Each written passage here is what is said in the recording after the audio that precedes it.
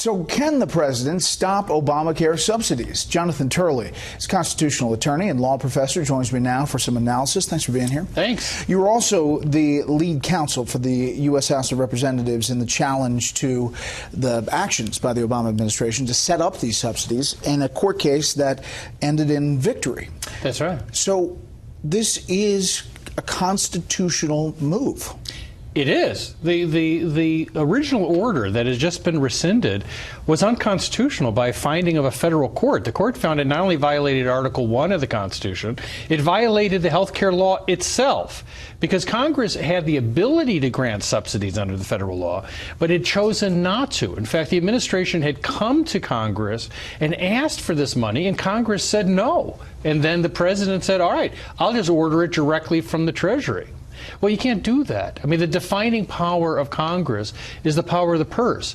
And the federal judge issued an historic ruling and said, this is wrong. You can't violate the Constitution, no matter what your motivations are, no matter what you're complaining about with Congress. You have to play within the rules of the Constitution. So obviously, there's a lot of pushback to that. Democrats, including one who was a part of the leadership during the setup of the law, who is now the California Attorney General, Javier Becerra, said this today.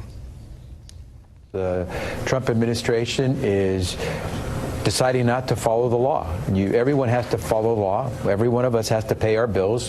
Just because Donald Trump is president doesn't mean he doesn't have to follow the law. We did not mean to have an executive decide which of the subsidies for Americans that would be paid and which wouldn't. Donald Trump is deciding which ones he wants to pay and which ones he doesn't.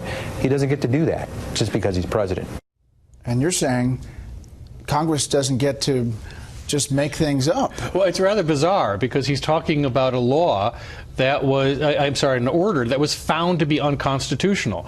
So what President Trump just did is say we're not going to continue to pay subsidies that a federal court said was unconstitutional. And so what this does is returns the issue to where it should have remained all along, which is in Congress.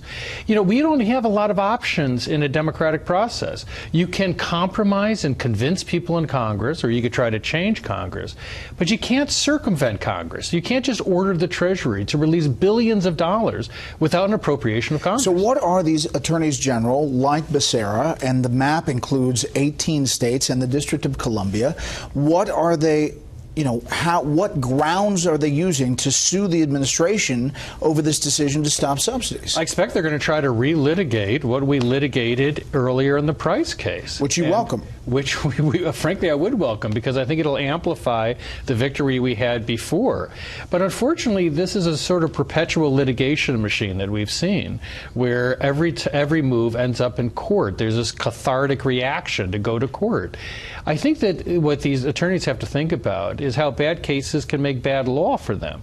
And they've already lost on this. Now, they could keep on returning to the table and putting bets down, but they lost, and lost big, in the previous litigation. They're going to be fighting for something that a court found was a violation of the core principles of the United States Constitution. This is the legal side. The politics side, the president says he's up for negotiation. Anything could happen with Democrats coming to the table.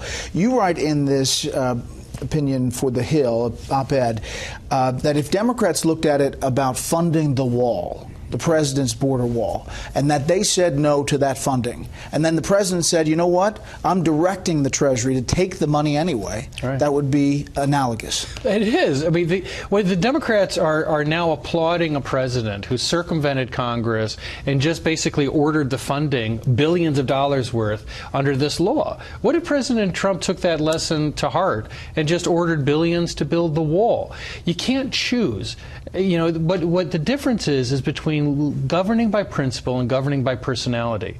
It's clear that many of these Democrats, you know, liked obviously President Obama, do not like President Trump. But is that the system that you want? Is it a system that'll turn on simply who's making the decision rather than whether they have the authority to make it? Jonathan, it's always a pleasure, and as much as it pains me, congratulations to your Cubs. Thank you very much. I know that was tough. That was tough. Thank you, sir.